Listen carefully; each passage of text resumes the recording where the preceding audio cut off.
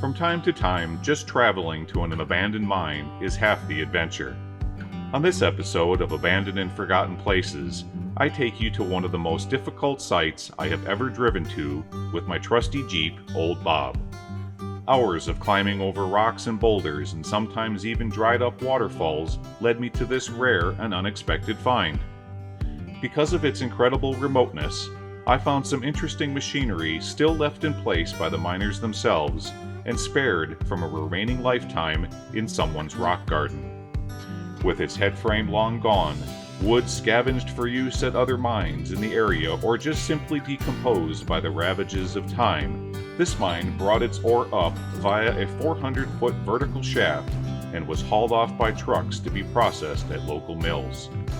Many mines, such as this, have no remaining public records, but after finding parts and pieces of Model A's and Model T's in the immediate area, my best guess is these mines were in production sometime around 1929. You just never know what you'll find exploring the desert Southwest, so today, come along with me as I explore some of western Arizona's most remote and hidden abandoned mines.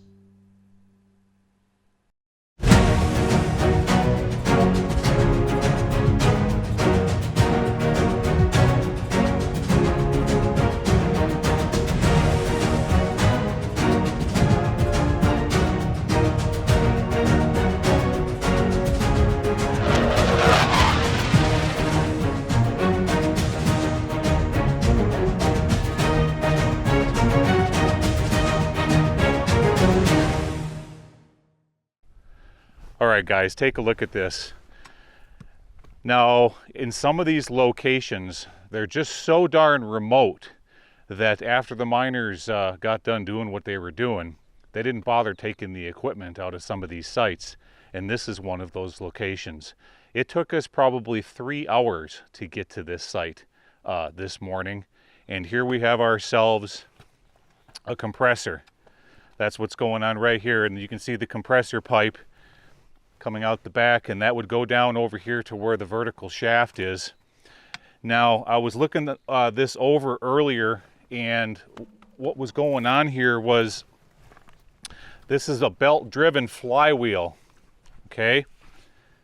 So as that's turning around and around with the belt, you can see here this arm is offset on that wheel, and that's what allowed this to go back and forth, back and forth, back and forth, pumping the piston that's up inside here, creating the pressure of which then it goes out the tube and then down into the mine.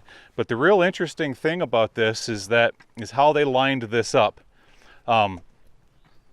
So this flywheel, if you go right down the line of sight, is perfectly in line with this wheel right here. See that? So you can imagine that big leather belt stretched between the two, turning and turning and spinning that compressor. Now this over here, this was your primary engine. The piston is gone, the boiler is gone, the water tank that supported the boiler is still in place, okay? But this was your primary. So this engine ran this flywheel, which ran the belt to that compressor, compressed air down into the mine for all the miners' drills. And that's how this worked. Now take a look at this. Now someone came in here probably hunting for souvenirs. I don't know, I'm just guessing. But they took off the caps for the crank right here. But you can still, if you look closely here, check this out. You can still see the bushings that ran between here and the crankshaft. See those bushings? Now, if I'm not mistaken, those bushings are made out of copper. And that's probably why they popped this off, so that they could retrieve that solid copper bushing. If I'm mistaken, let me know down there in the comments section. If I'm wrong, let me know. I do believe that is a copper bushing. So you see here, guys, they had a pretty good sized tank to run that boiler. But I noticed down here in the ground, come over here and take a look at this. Right here is just a gorgeous example of galena, and this is where you're going to get your silver. Let's see if I can crack off the end of that. So so I can show you a nice piece. See how that all flakes off there? That's still pretty tough. Anyways, not able to quite get that. But you get the idea. That's where your lead and your silver is coming from, right there. All right, now take a look at this. Now, here's a primary example, guys. Remember, if you go back, I don't know, was it a month or so ago when I was talking about creating the new gantry system for old Bob? Well, here's a good example right here. What we have is a vertical shaft that probably goes down 200 or 300 feet. And this would be a perfect situation for that gantry system. But without ropes or some way of holding the rope on center of the shaft, so that you don't get a bunch of rocks falling on your head while you're going down this thing, this wouldn't be a safe mine to go into today. But we're going to see if we can't find something better.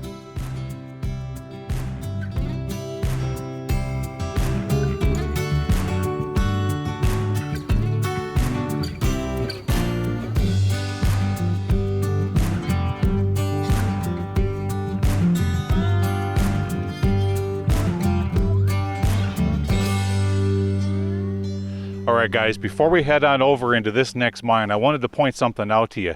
Take a look here. We've got 3 piles of rocks outside of the mine.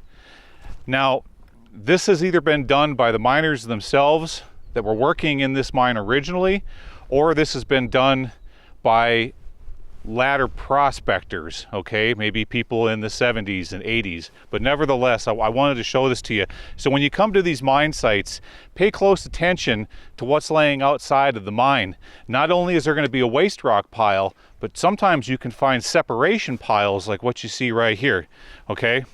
Here's a separation pile. This is ore they're putting in a pile that they would have taken off of the mountain, but they didn't, and it's still laying here to this very day. And from what I'm seeing here, it's just loaded full of silver sulfides. So you notice in this pile you can see all of the gray. So they're separating it out. Maybe this pile was for primarily silver, or they thought that there was more silver in this type of rock. But you come on over here, you've got another pile of rock, but you notice that there's a lot more quartz in here. And not only is there quartz, but there's vug. See the vug? That's calcite. Okay? Here's a bunch more vug. When you find vuggy quartz like this, okay, gold is going to run in with that. Look at all this beautiful, look at that piece. Isn't that pretty? You got quartz in there, some more vug pockets, okay? Vug is what you get when the sulfides release or come out of the rock and they leave those little pockets. Now over here, here's another example. Here's another selected pile. Notice how this looks entirely different, but again, it's full of lots of pieces of vug right there. There's a nice piece.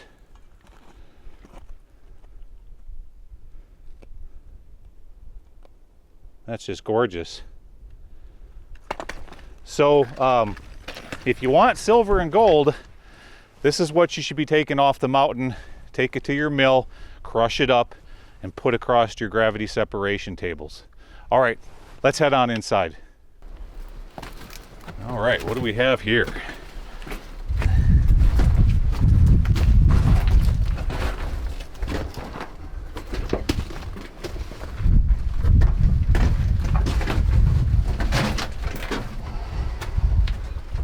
Okay, we're coming up to a, looks like a T. Yep, we got a drift going left and one going right. Let's go down this right-hand drift first.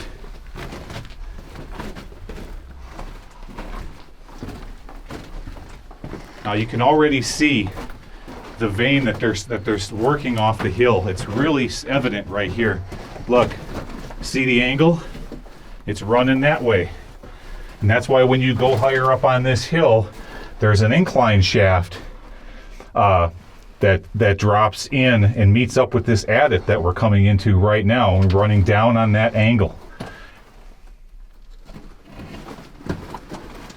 Now if you look down here on the floor, there is some scat down here that's rather large. Let me show you this. This is rather large to be coyote scat. This it wouldn't surprise me if this could be mountain lion. Let's keep going.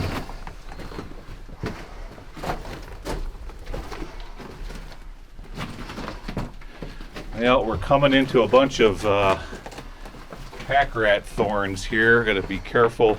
Look, we've got an old table in here,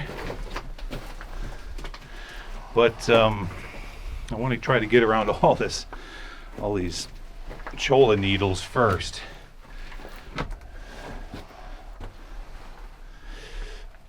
Boy, those things are just nasty. There we go.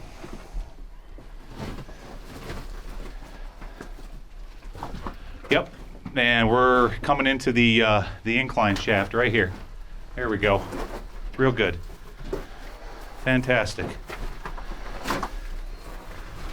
Oh, that's pretty rickety.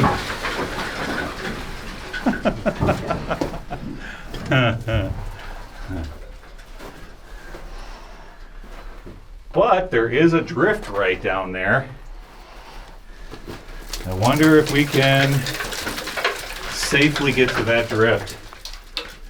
It cuts off. It looks like it cuts off to the left. That's pretty sketchy. Let's see.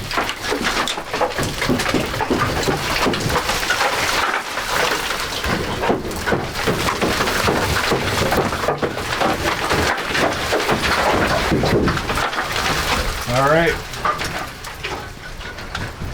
Well, let's see. If that was going to shake loose, it would have shook loose by now. Oh, wait a minute. We got one more board there doing its thing. Okay. I don't want that thing coming down on my head. See that board right there? That one that's about ready to come off? I don't want that coming down on my head. There it goes. Yeah, that would have been painful. Okay. Much better. I like that.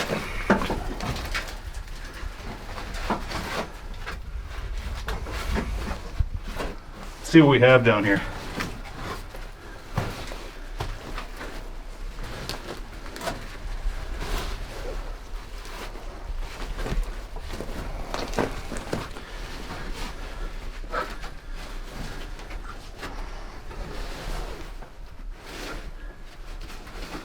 I want to see, this ladder looked real good, but this one, that's highly questionable. Let's see if we can see how that works.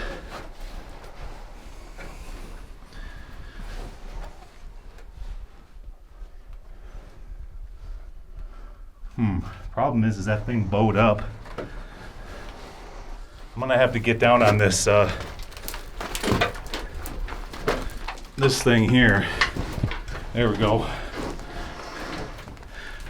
Ouch, got a big old cholla in my, there. Well, I think we can make this work. We're gonna have to do a few modifications to the ladder system. So give me a moment and I'll see what I can do to rearrange this ladder so we can get a little bit deeper in this mine. Maybe we can find a drift.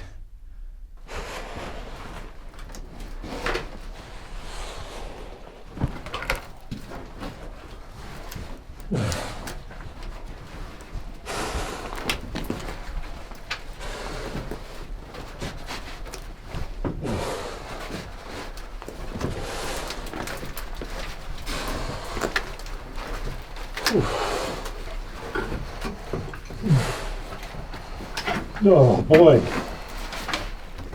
Okay.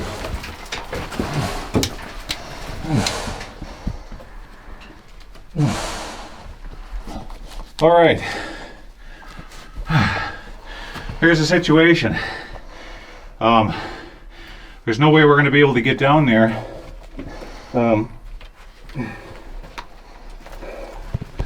Without climbing gear and a rope. You would need a harness. The ladder, I can get about halfway, but after that, it's just too broken up. It's too darn dangerous. We would definitely need a harness and a rope to go any further.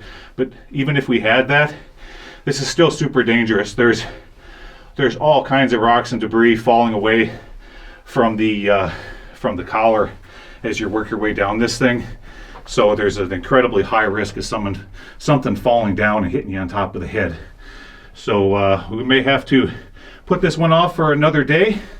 Eventually when we start getting into the ropes and things like that. But we've got more mines around here that we can jump into today. Let's go to site number 3 and see what we can find over there.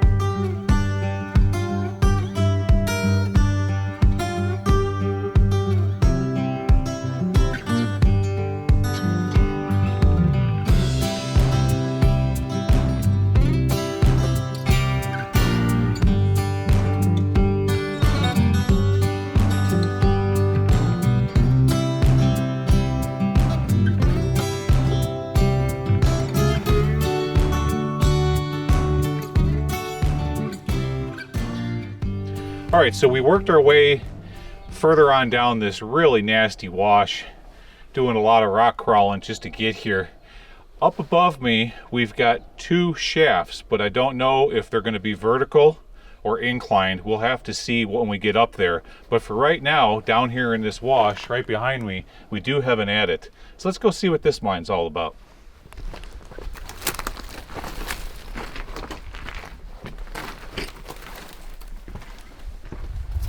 As always, the first thing you do going into these is check for rattlesnakes.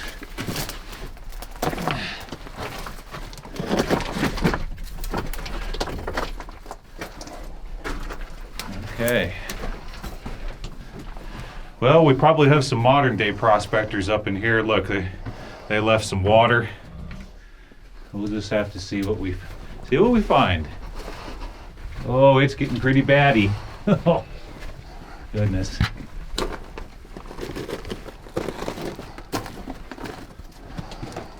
Yeah. Well, I don't see right now where they're actually following a vein. If I see something, I'll point it out to you.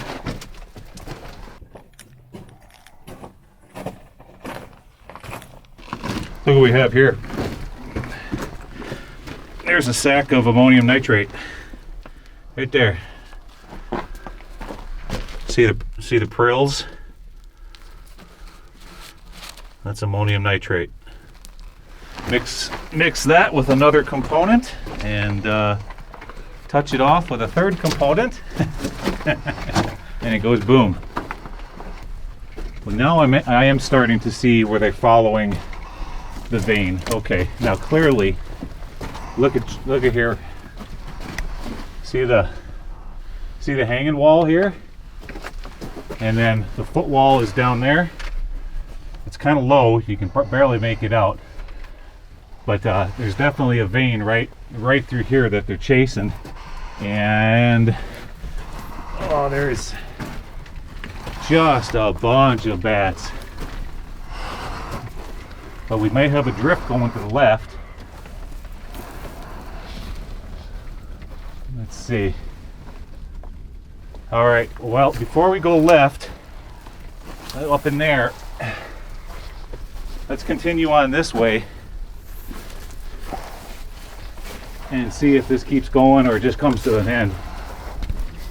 Oh, no. See, take a look way up in there. Take a look, see?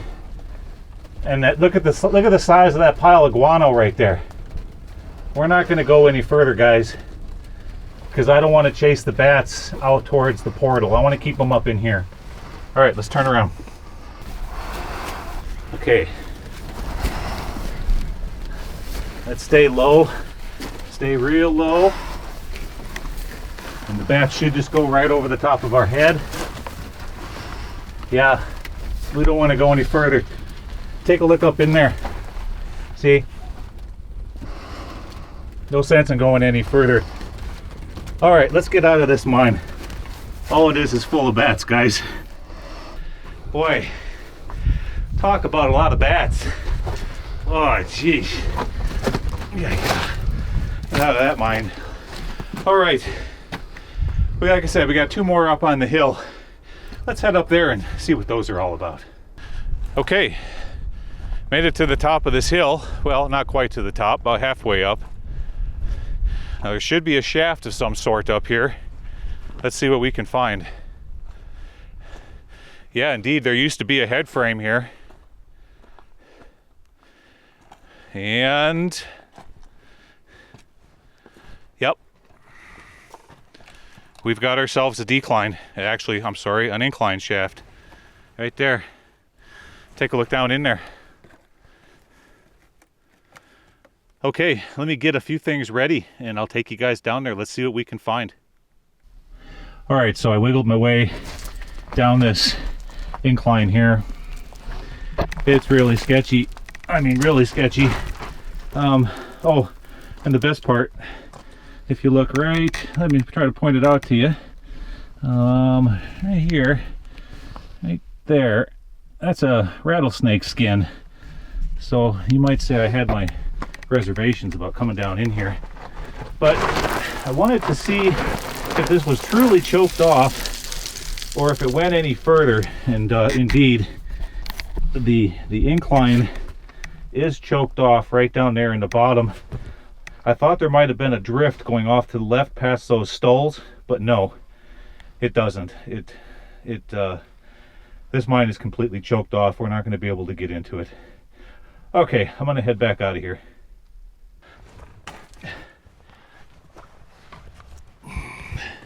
As you can see, it was pretty darn tight to get in here. Oh, goodness. Especially when you're a chunk like me. Okay.